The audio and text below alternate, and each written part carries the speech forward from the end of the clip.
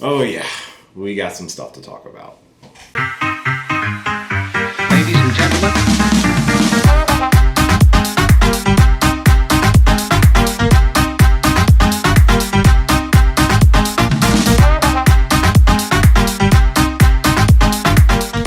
Hey, what's going on everybody? It's your boy Will, and this video is going to be my spoiler review for episodes 5 and 6 of WandaVision.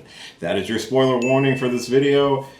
You should know by now, if you've watched all these spoiler reviews I've been doing, I am going to talk about everything, or the majority of what I can talk about. But if you do like this video, before I jump into the review, subscribe to the channel. I'd really love to get to know people and hear your thoughts on the episode as a whole, and where you like to see the series go if they do get a season 2. We're coming down to the last couple episodes of season 1 of WandaVision, and I'm very curious if we might get a season 2. I don't think we will, just based off of how this feels like it's really being treated like a setup for the future of the MCU, especially with someone as powerful as Wanda. So, beginning with episode 5, this does take place in a new decade. We are in the 1980s for the most part, like late 80s, early 90s, just by the homage that they pay to the opening of the episode, treated very much like Growing Pains with the paintbrush and how it paints the family. There's some comedy that's played in this episode as well, especially with the opening,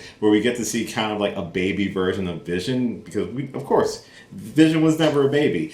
And this episode really does focus on the development of Billy and Tommy, who were born just 2 episodes prior. And Wanda's starting to realize some of her control over the environment or over the town is starting to kind of wane and become splintered. And this is definitely being recognized more by Vision, especially with our first interaction with Agnes in this episode, where she comes to try to help Wanda and Vision calm down the babies from crying. There is some concern from Vision, which causes kind of a slip up on Agnes's part, where she flat out asks Wanda if she would like her to take it from the top.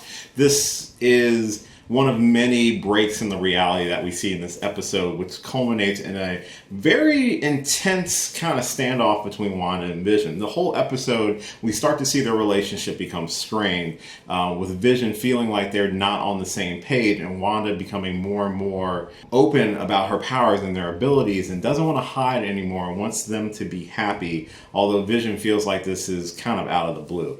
We also see the progression of Billy and Tommy throughout the entire episode. They go from babies in the first opening scene before the credits to actually aging up to the age of 5. Also, Wanda tries to use her powers to help the babies calm down, but it doesn't work, showing that the babies themselves rather have immunity to her abilities, or because they are born of this reality, they can't be controlled like everyone in Westview that we know Wanda is in control of for the most part. This episode does kind of continue as well, with us flipping back and forth between reality and the hex, which is coined by Darcy, and kind of the debriefing of what's going on. They're also debriefing Monica after her expulsion from the hex, and we start to see how Monica's intention of helping Wanda, helping her through this grief, because she experienced that grief firsthand through her ability to control the people in the town and the roles that Wanda picks for people. And we also see the opposite of that with Director Hayward,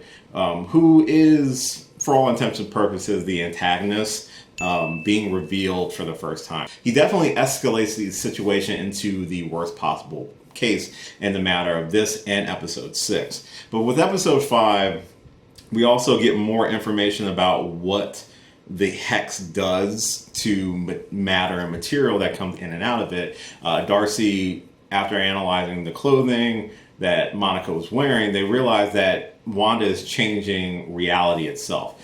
And this is more power than she's shown up to this point. It's the first time that they're really stretching her abilities beyond just telekinetics or energy blasts and stuff like that. She is the most powerful Avenger, and hands down. And I think this series is really cementing that. And I really like how they're doing it too, where it's through this unique way of storytelling through different sort of decades of television, but also hints as to Wanda's mental state, especially after the events of Infinity War and Endgame.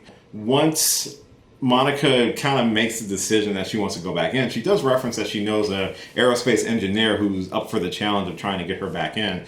We don't get a confirmation of a name, but I have some theories I'll talk about towards the end of the video. We also get this really interesting exchange between Darcy and Monica and Jimmy when they reference Captain Marvel. And the exchange, or Monica's reaction to hearing Captain Marvel's name, does not go over as well as what we remember this little girl being so infatuated with her at the end of her first movie. So I'm very curious to see if we're going to get some sort of clash between the two, especially that this episode also reveals that Monica's DNA has been changed from traveling through the barrier multiple times due to Wanda's powers. And I think this is how they're going to explain Monica getting her own comic book superpowers, which is very exciting, especially to get another strong female character in the MCU, and especially a person of color. As the episode progresses on, we see Vision discovering more and more of the inconsistencies in Westview, especially once he goes to work and has a very unsettling interaction with Norm once he's able to realize that he can distort Wanda's control over the townspeople. Freeing Norm from her mind control, he does stress the same sort of feelings that Monica stressed once they were interrogating her after being thrown from the Hex. The feeling of grief, the feeling of being under the weight of so much emotion or control. And he doesn't specifically say Wanda. Monica's the only one that really says Wanda. And it's still kind of up in the air who's pulling Wanda's strings. We know Wanda's doing it. That is completely 100% confirmed. This is Wanda's sort of doing.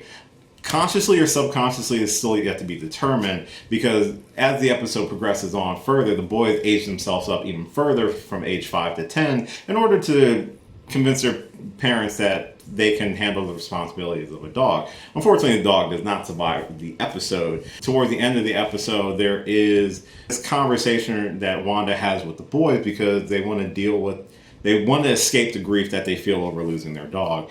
And they just flat out ask her mom to change death, in which she says she can't. To the surprise of Agnes, Agnes's personality has become less and less like she's drinking the Kool-Aid and more so being force-fed the Kool-Aid, which brings into question her role in the series. Initially, I thought she was playing Agatha Harkness, who was a character who helped raise and train Wanda, but now I'm not 100% sure. I still think she is, but maybe she doesn't have as much control as she thought she did before. But this sort of exchange, and that shocked Agnes that Wanda would have that sort of power. Wanda confirming that no, she does not, and that they have to learn to live with their grief, which is something she should really be telling herself. Basically, the end of the episode that we do see a very intense confrontation between Wanda and Vision, where Vision confronts Wanda over everything that he discovered, everything that's going on, and Wanda basically denies it and also confirms it by telling him to let her handle this. And there is a moment where she feels like Vision doesn't believe what she's saying, and you can't blame him with everything that he's seen.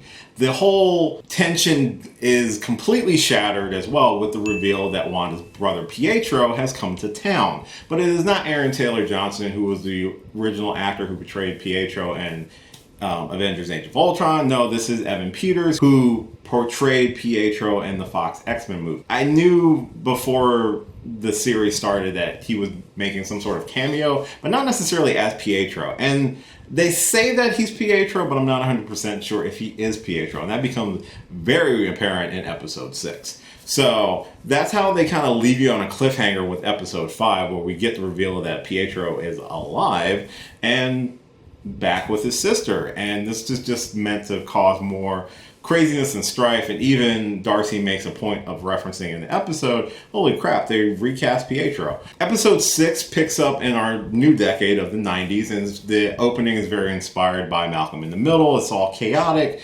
and, craziness, and Pietro's living with him now, and it even says Pietro as himself. So I think this is meant to be kind of like a foil to tell us that, hey, this is actually Pietro, but we know as the audience that's not, or at least it's not her version of Pietro. And this becomes a running gag throughout the entire episode, where Wanda questions a lot of the choices and the things that Pietro says throughout the episode, where he does make a point of saying that he knows what she's doing. He knows, and he's very impressed. Almost like a devil on the shoulders trying to say, hey, you're doing a really good job. Also, there's still tension between Wanda and Vision because clearly Vision still knows that something is going on. And he even makes a point of it telling Wanda that, this was the only outfit that was in my closet because it's Halloween and everyone is in their comic book inspired outfits. Wanda says she's a Sokovian fortune teller when really she's in her classic Scarlet Witch getup. Vision comes dressed like his classic colors. He even has a little makeshift Mind Stone on the cowl of it, which is kind of cute. Pietro does don his true Quicksilver comic book outfit, which I think is kind of cool. And the boys, Billy and Tommy, are in their colors of their comic book superhero outfits as well. So it's really cool.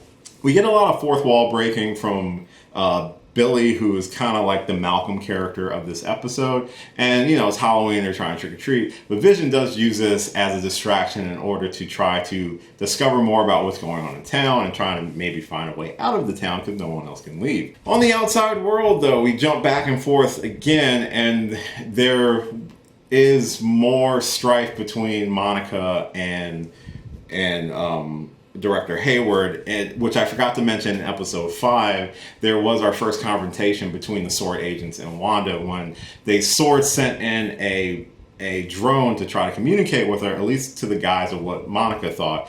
And Hayward had other plans. He was going to actually try to attack Wanda. Wanda, of course, being as powerful as she is, stops it and ends up bringing the drone out in the most badass scene of episode 5, where she basically lays down the law. It's like, you leave me alone, I'll leave you alone. And this really cool scene where she turns all the guards' guns on Hayward. There's definitely tension between Wanda and Hayward due to the fact that Wanda was the one who broke into SWORD headquarters and stole the corpse of Vision.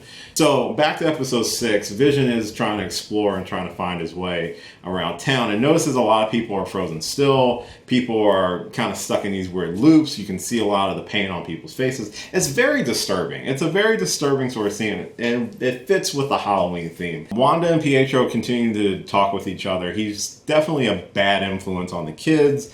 He even calls them little demon spawns, which is kind of a reference to the comic because her kids were spawns of the demon Mephisto. There's more inconsistencies that Wanda has questions with Pietro, like how is he here? Why does he have a different face? What happened to your accent? He even throws it back at her face, like, what happened to your accent? Pietro just lays it out flat that he's like, I'm the brother that shows up unexpectedly, caused grief for you, dissension between you and your husband, blah, blah, blah. A lot of TV tropes that are true for most television shows. And it's definitely, it definitely is not Pietro. No version of Pietro, honestly. This isn't the Fox version. This isn't the MCU version. He is something else. Towards the end of the episode, Vision does run into Agnes towards the edge of town and uses the same ability that he used on Norm to free him from Wanda's control, where she kind of asks if she's dead, and he was like, no, you've seen it in the trailers. And she says, well, you're dead. And Vision does continue to confirm that he has no memory before Westview. He didn't know he was an Avenger or anything like that because Agnes does reference the Avengers. In this episode, we see that Billy and Tommy begin to develop their superpowers even further. Tommy does realize he has super speed just like his uncle, and he starts to use it aggressively towards the end of the episode. Billy, towards the last few scenes of the episode, realizes he's developing, telepathy and stuff like that as well, similar to his mother. And as Vision begins to break through the barrier, we start hearing him in pain and see that he's beginning to rip apart. Vision can't leave the Hex, similar to how Monica was able, because Vision wasn't alive until he was in the Hex. So I think he's permanently tied to that sort of area, and I'm very curious as to how they're going to resolve that. I don't think Vision's going to make it out of this, honestly. I think this is going to end some sort of proper goodbye, so to speak, with Vision basically dying on the outside and Billy hearing his father screams. He runs to his mother, and she is able to expand the Hex even further to get him back inside. But she doesn't just stop getting him back inside. She expands it at least gotta be a few miles with how much that they seem to have integrated into it. Most of the sword base is sucked into the Hex. Darcy is sucked into the Hex. Hayward, that douchebag, somehow escaped, and obviously Monica and Jimmy had left to meet up with the aerospace friend. And that's where the episode ends. It's a crazy episode. It's a crazy 2 episodes with the cameo from Evan Peters as Quicksilver, with Billy and Tommy growing up to the age of 10 and probably will be teened by the end of the series, fully prepping them for whatever Young Avengers shenanigans that the MCU is planning for a future movie. Wanda kind of having this weird relationship with this version of her brother, her mental state kind of breaking even further, the dissension between Vision and Wanda becoming ever so great.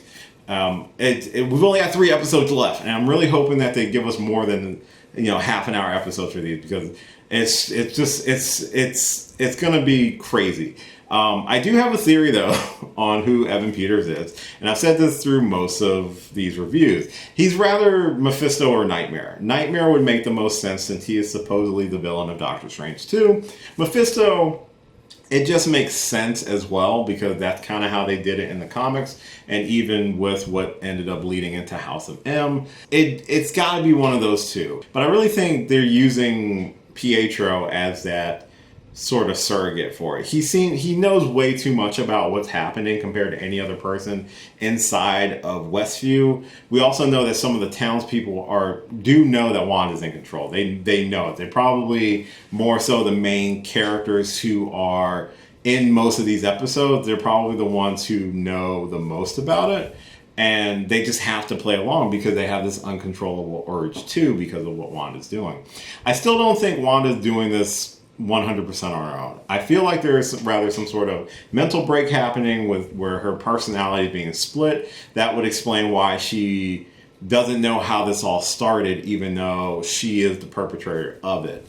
And it would make sense that she kind of broke her mind off into this one who can enjoy the life and the other who's kind of in control. Or it might be the third, who is Mephisto, and maybe Agnes was working for him, and as time has progressed she has less and less control because Wanda is a lot more powerful than she originally thought. That would stick with the theory that Agnes is not a member of Westview and she is Agatha Harkness. That would fit more than just her being another resident, because a lot of the stuff that she's done, it seems less likely that she is a normal person in this situation. The inclusion of Hayward as being the antagonist from a military standpoint, he's acting a lot like a Thunderbolt Ross character. He does stress in one of the episodes that people who were blipped or who were snapped didn't have to deal with keeping the world together for those 5 years. So he has a lot of baggage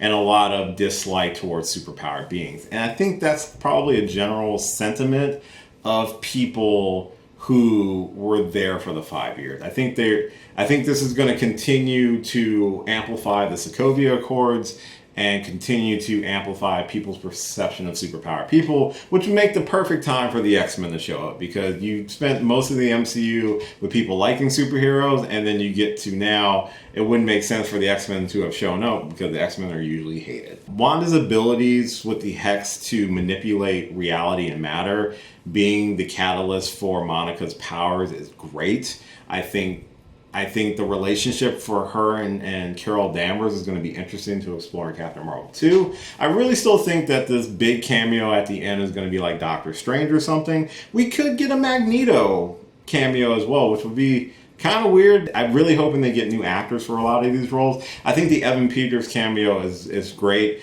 and it's very meta for someone who's seen all the movies.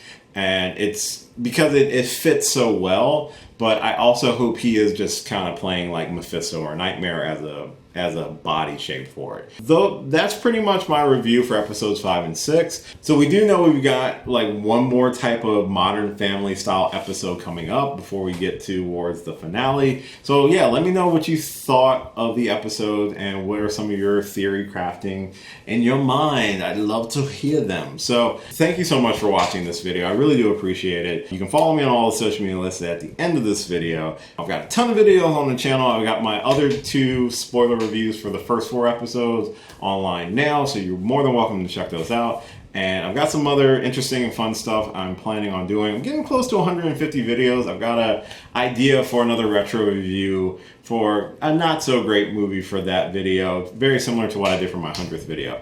Subscribe to the channel for more. I really would like to get to 300 subscribers. That would be awesome. Or beyond that, feel free. But until next time, as always, I will catch you later. Hey, thanks for watching this video. If you did like this video, why not give me a thumbs up and share it with your friends? You can subscribe to the channel by clicking on my gorgeous little face right over there. You can follow me on all the various social media platforms right below. And last but certainly not least, if you've got a few extra minutes, why not check out one of the lovely videos floating right over here. Later.